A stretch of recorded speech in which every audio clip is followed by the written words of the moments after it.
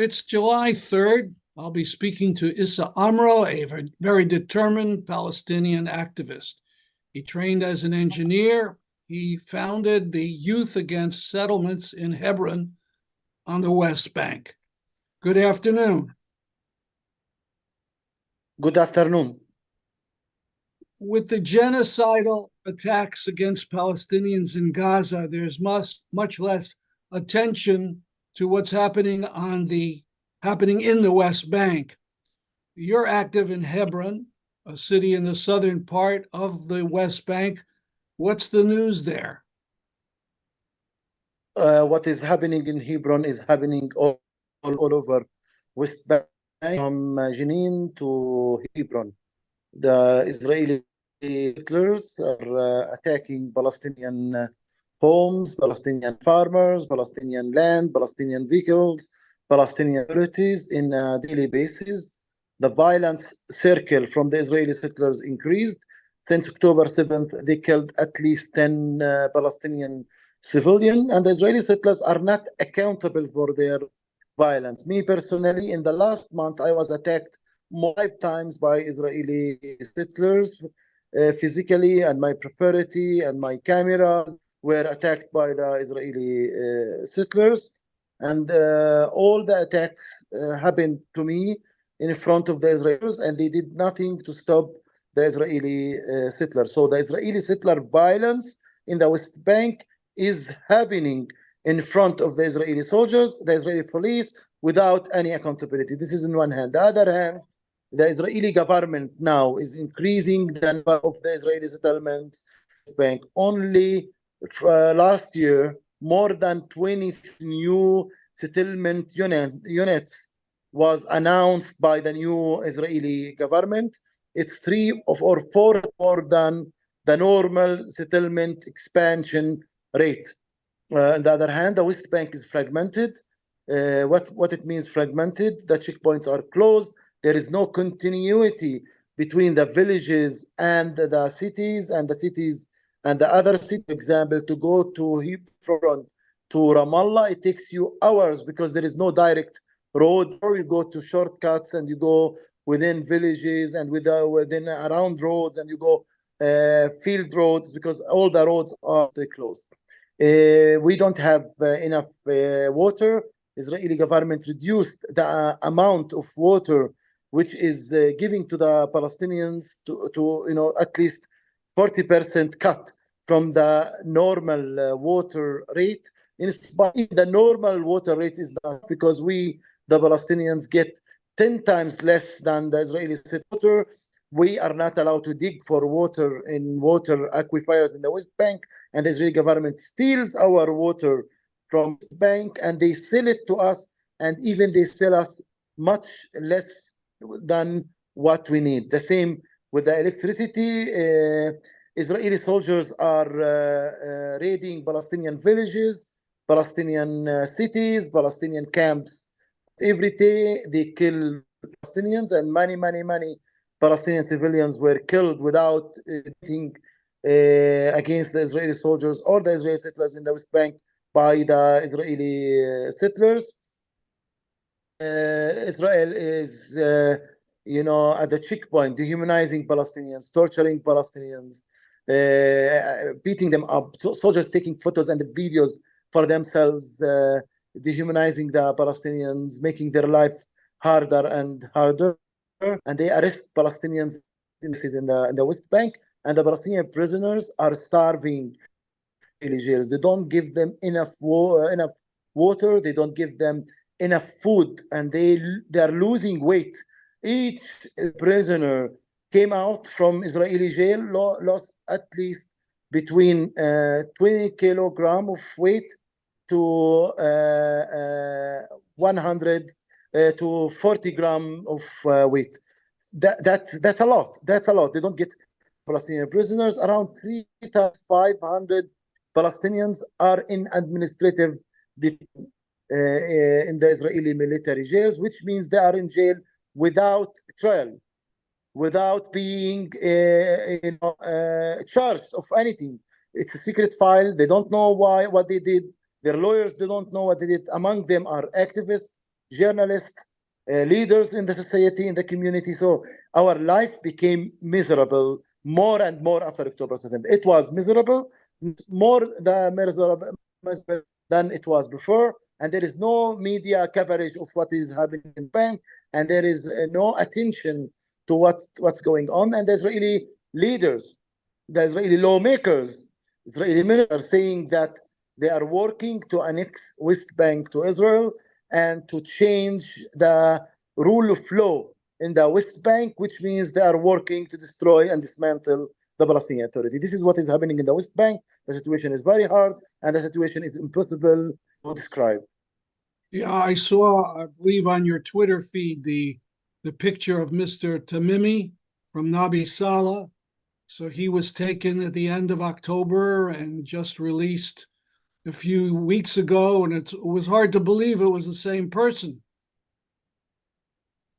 Not only Mr. Tamimi, many other Palestinians lost a lot of weight Yeah, for starvation. They don't give them food, and they are proud of that. They are not giving Palestinians enough calories. They say that this is what, and now they are even, calling to execute the Palestinian prisoners. The Israeli national security minister, his name is Itamar Ben-Gvir, is proud of what he's doing to the Palestinian prisoners. This national security minister, he was one of the Kach right. movement, which was announced by the State Department in the 90s as a terrorist organization. And Yeah, he was we not know allowed even to about be him in the here. Israeli military. No, Itamar Ben-Gvir was not allowed to be in the Israeli military because of his Right. violence attitude. But now he's the Israeli national minister. So he is really KK of Israel. Yeah, it's just horrible. On your Twitter feed, there's a June 26 video of Israeli soldiers acting with violence against cars, against 3 cars. Could you tell us what that was about? The Israeli soldiers are wild. You know what it means, wild? And they are acting as militia, not acting according to state of law. They damage cars. They paint the Star of David Palestinian private house doors, gates, shops gates. Whenever they go to raid villages, they shoot Palestinians. They beat up Palestinians without any kind of accountability. And what you see in these videos are throwing the cars, pushing the cars to the valley. Off a cliff, Palestinian they cars. just pushed 3 cars. Yes, that's it. No accountability to the soldiers. Incredible. Earlier in June, you talked about the delays for a Palestinian Red Crescent ambulance as it was evacuating a woman. Could you explain the details on that? Yes, the Israeli military in Hebron is making the life of Palestinians harder and harder. So they don't evict us physically from our houses, but they make it impossible for us to stay and remain. It's a kind of a transfer. It's a kind of ethnic cleansing and genocide to the Palestinians who are living in the West Bank, and especially in Hebron. The situation is harder and harder. So you live in a house and you don't feel safe in your house. There is no security because of settler violence and army brutality in this one hand. On the other hand, no services, no social life, no services. Among the things which we don't get is the ambulance. So medical care. So a Palestinian woman in Tel Rumeda neighborhood in Hebron, in the city center of Hebron, she broke her hip. She's around 80 years old woman, and she needed an ambulance, and the Israeli military the ambulance for 3 hours. So an old woman was in pain for 3 hours because the Israeli military didn't allow the ambulance to come in to her house to carry her. And zone, it's not a war zone, it's not a violent zone, it's a Palestinian neighborhood in the middle of Hebron under the Israeli military control. They didn't give her any medical treatment, and they didn't allow the Palestinian ambulance to come in on time. 3 hours of pain for a Palestinian old woman because of the Israeli racism and the Israeli supremacy and the Israeli violence toward the Palestinians. Why? Because the Israeli leaders said that we are treating human animals. So they are treating us as human animals. This is the treatment of human animals. Even animals, they are treated better than how they treat us. Now, this may be a foolish question. Years ago, there was protests that you took part in, you led with the Youth Against Settlements group. Is it possible to have any kind of protests now? Palestinian non-violence resistance is not allowed, and it's illegal under the Israeli military law. And me, I was arrested, ill-treated, indicted, convicted in the military court for my non-violence activism. So it's not allowed in Palestine by the Israeli military. But even, and we were doing it because we believe in non-violence, and non-violence for us is the best and only tool and the only to make a change. And this is what are we doing since very long time as and me personally, I'm doing it since more than 20 years, and I think I'm doing well. Now, after October 7th, it's impossible to do kind of gathering because they used to arrest us. Now they may shoot us and kill us for peacefully protesting against the Israeli occupation and against the Israeli brutality. I want to go back to October 7th, the date of the Hamas-led attack from Gaza. What happened to you that day? First, I condemn all types of violence, and I don't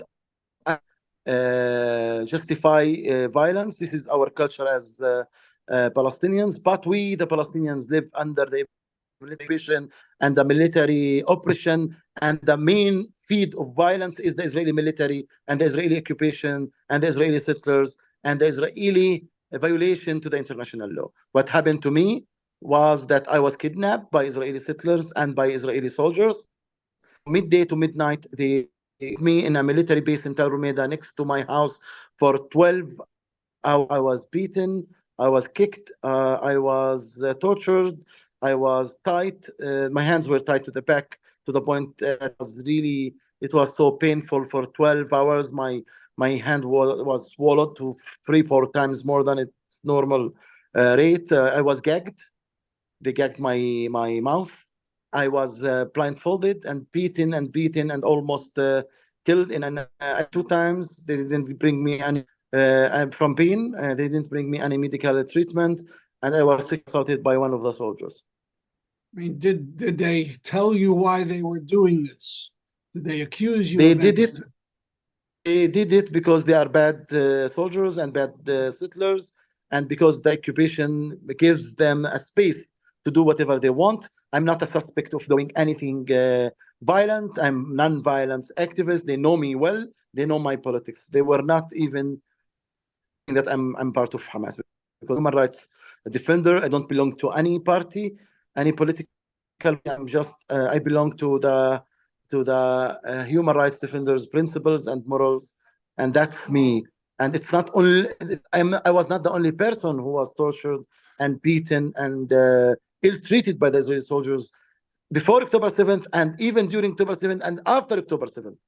Hundreds and thousands of Palestinians were killed in West Bank, tortured, beaten without anything, by the way. I was not the only one. Maybe I was the most famous one who speaks English and who is well known to diplomats and to international media, and they know that. And in spite of that, 12 hours of and until now, I have nightmares about that, and I'm traumatized, and it's not easy to go over what happened to me on October 7th.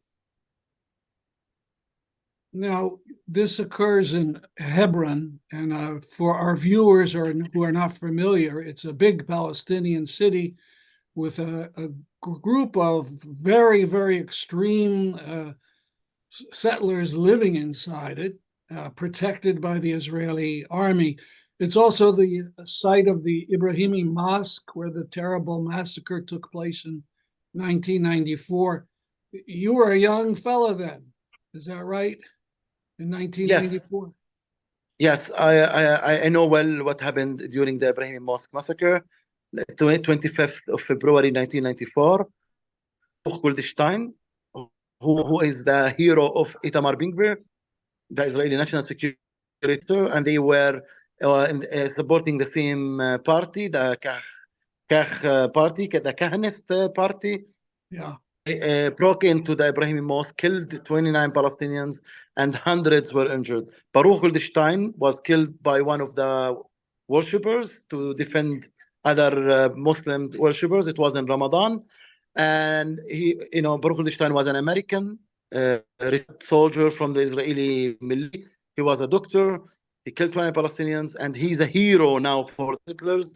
And he has a tomb in Kiryat Arba, and they celebrate his anniversary. They celebrate the anniversary of the Ibrahim Mosque as a victory for the Israeli settlers. And we see that the followers and the supporters and the ideology of Baruch Goldstein is mainstream in Israel now, and his followers and supporters are the main pillar of the Israeli government these days, and they are now ruling to the sea. Do you go to the mosque now? Are you allowed in there? To go to the mosque, you have to pass at least 3 checkpoints. Now, after October 7th, the majority of the checkpoints are closed with delay, even, and with dehumanization, with cursing at the checkpoints. Yes, I go, but it's not easy. Around the mosque, we have around 6 checkpoints, and to pass from one side to another, you have to pass 3 moody who may detain your time and who may make your life horrible. So it's not easy for Palestinian worshippers to go to the mosque. This is my last question. You had a very powerful statement of thanks, I think it was last November, for the people who are trying to support Palestinians. And we put that on our show. How do you feel about the months ahead, and what can we do to help from the USA? I want to thank you for what you are protecting ground. You are inspiring us to continue our nonviolence struggle. We can do nonviolence without your support and without your creative actions. I always tell my friends all over the world, show your solidarity, be solid with your solidarity, be united, be engaged, and make it part of your daily routine. Each action you choose to do, it's valuable and it's very important. So be creative, be in touch with us on the ground, and really work there to make the occupation costly. And for sure, we will win. We are on the right side, and we are almost there, but we need to work a little bit harder. Thank you so much for this interview. Thank you. You are welcome.